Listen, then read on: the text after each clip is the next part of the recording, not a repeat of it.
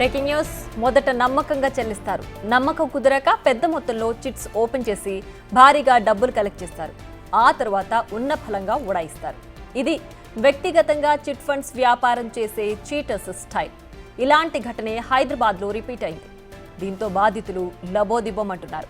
ఏకంగా 100 కోట్ల రూపాయలకు పైగా సొమ్ము చెల్లించకుండా ఉడాయించాడు ఓ చిట్ ఫండ్ యజమాని.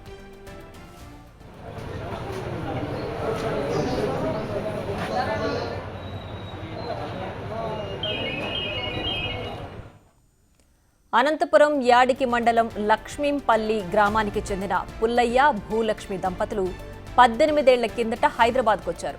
ప్రస్తుతం బీకేగూడ రవీంద్ర కాలనీ సమీపాన సి టైప్ కాలనీలో నివాసముంటున్నారు. చదువు లేకపోవడంతో పుల్లయ్య కొన్ని నెలలు అడ్డా కూలీగా పనిచేశాడు. స్థానికులతో పరిచయాలు పెంచుకుని కూలీ పని మానేసి 15 ఏళ్లుగా చిట్ ఫండ్ వ్యాపారం నిర్వహిస్తున్నాడు. 5 లక్షల నుంచి 50 లక్షల వరకు చిట్టీలను నిర్వహించేవాడు. తొలుత గుడిసెల్లో నివాసమున్న పుల్లయ్య కొద్ది కాలంలోనే కోటీశ్వరుడిగా మారిపోయాడు.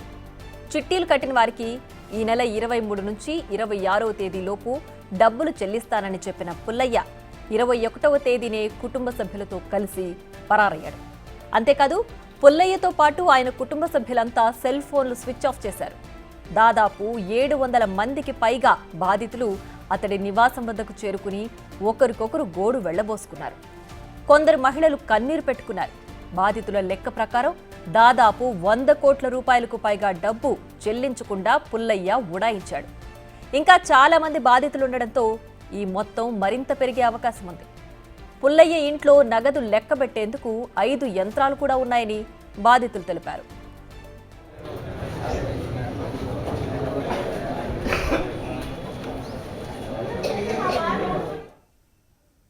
రైట్, మరింత సమాచారం మా ప్రతినిధి సురేష్ అందిస్తారు. సురేష్, చెప్పండి, పుల్లయ్య అసలు ఎప్పటి నుంచి ఈ చిట్ ఫండ్ వ్యాపారం నిర్వహిస్తున్నాడు? ప్రతి నెల సరిగ్గా చెల్లిస్తున్నాడు. ఇప్పుడు మొత్తానికి 100 కోట్లతో పరారయ్యాడని బాధితులు చెప్తున్నారు. ఇంకా బాధితులు ఏమంటున్నారు?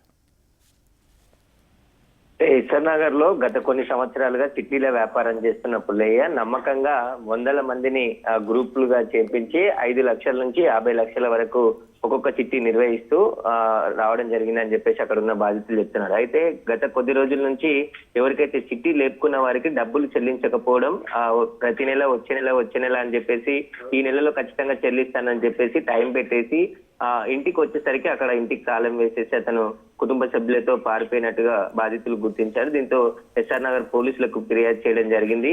పుల్లయ్య దాదాపు 100 కోట్ల రూపాయలు చిట్టీల పేరుతో వసూలు చేసి ఇక్కడ నుంచి ఉడాయించాడని చెప్పేసి కూడా ఫిర్యాదు చేశారు. బాధితులంతా ఆయన ఇంటి ముందు కొద్దిసేపటి క్రితం ఆందోళన కూడా దిగారు. చాలా మంది, అంటే ఒకరి తర్వాత ఒకరు పుల్లయ్య వెళ్ళిపోయాడని చెప్పేసి తెలుసుకొని చాలా మంది, దాదాపు 700 మంది బాధితులు చిట్టీలు కట్టారని చెప్పేసి కూడా చెప్తున్నారు. 100 కోట్ల రూపాయల వరకు కూడా తాము కట్టాము, తిరిగి చెల్లించకుండా అతను పారిపోయాడు కాబట్టి పుల్లయ్య ఎక్కడున్నా పట్టుకొని తమకు న్యాయం చేయాలని చెప్పేసి బాధితులు ఆవేదన వ్యక్తం చేస్తున్నారు. మధ్యతరగతి కుటుంబాలనే టార్గెట్ గా చేసుకొని మొదట నమ్మకం కలిగించే విధంగా వ్యాపారం నిర్వహించి అక్కడ ఉండే చుట్టుపక్కల వారితో పాటు వారి బంధువులు, వారి స్నేహితులు అందరినీ కూడా చిట్టీల గ్రూప్ లో చేర్పించిన తర్వాత డబ్బులు ఒకేసారి, అంటే ముందుగా పథకం ప్రకారమే ఒక 100 కోట్ల వరకు జమ అయ్యే వరకు వేచి ఉండి అక్కడ నుంచి తిరిగి చెల్లించకుండా పారిపోయినట్టు బాధితులు చెప్తున్నారు. ఇప్పుడు పోలీసులు కేసు నమోదు చేసి దర్యాప్తు చేస్తున్నారు. ఇంకా బాధితుల సంఖ్య పెరిగే అవకాశం కనబడుతుంది. మొదట ఆయన మేస్త్రి పని చేసేవాడు, కానీ మేస్త్రి పనిలో పెద్దగా లాభాలు లేవని చెప్పేసి చిట్టీల వ్యాపారం మొదలుపెట్టి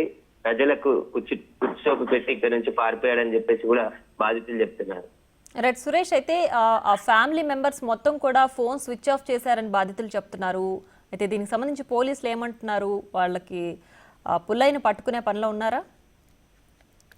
అసలు పుల్లయ్య రిజిస్ట్రేషన్ చిట్టీలు నిర్వహిస్తున్నాడా లేదా అసలు ఇల్లీగల్ గా చిట్టీల వ్యాపారం చేస్తున్నాడా అనేది కూడా పోలీసులు ఇప్పుడు విచారణ జరుపుతున్నారు. అంటే గత 15 సంవత్సరాల నుంచి కూడా చిట్టీలు కడుతున్నాం అని చెప్పేసి కొంతమంది చెప్తున్నారు. అందుకే నమ్మకంగా ఇంతమంది, అంటే 700 నుంచి 1000 మంది చిట్టీలు కట్టారు. కొంతమందికి అందులో చెల్లించాడు. మిగతా వారికి వాయిదాలు పెట్టుకుంటూ వచ్చి ఇప్పుడు సడన్ గా ఇంటికి తాళం వేసి ఇక్కడ నుంచి కుటుంబ సభ్యులతో సహా పరారయ్యాడు. దాదాపు 100 కోట్ల రూపాయలు వసూలు చేశాడు. తిరిగి చెల్లించకుండా ఇక్కడ నుంచి పారిపోయాడు. కాబట్టి పుల్లయ్య ఏపీకి చెందిన వ్యక్తిగా గుర్తించడం జరిగింది. అతన్ని నెగిటివ్ ప్లేస్ లో కూడా పోలీసులు గాలించి అతన్ని పట్టుకోవాలని చెప్పేసి కూడా బాధితులంతా కూడా ఆవేదన వ్యక్తం చేస్తున్నారు. ఎందుకంటే అందరూ మధ్యతరగతి జాబ్ చేసేవారే చిట్టీలు అంటే డబ్బులు జమ చేసుకొని చిట్టీలు కడితే అవి పెద్దగా అవుతాయని చెప్పేసి కూడా ఆశపడి మేమంతా చిట్టీలు కట్టాము. అతను మొదట నమ్మకంగా ఉండి ఇప్పుడు ఇట్లా మోసం చేస్తాడని చెప్పేసి కూడా మేము అనుకోలేదని చెప్పేసి బాధితులు చెప్తున్నారు. ఇక్కడ చుట్టుపక్కల ఎస్ఆర్ నగర్ కి సంబంధించిన చుట్టుపక్కల బస్తీలు కాలనీలకు సంబంధించిన ప్రజలే ఎక్కువగా ఉన్నట్టు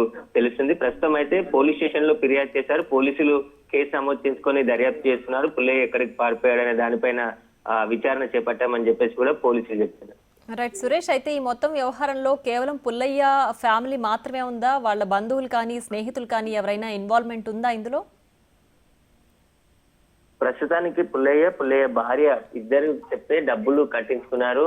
ఒక్కొక్కరు 5 లక్షల నుంచి 50 లక్షల చిట్టి కూడా, అంటే దాదాపు నెలకి ₹1,00,000 పేమెంట్ చేసే వాళ్ళు కూడా ఉన్నారని చెప్పేసి చెప్తున్నారు. అందులో కొంతమంది చిన్న వ్యాపారాలు చేసేవారు, అదేవిధంగా మరికొంతమంది ఉన్నారు.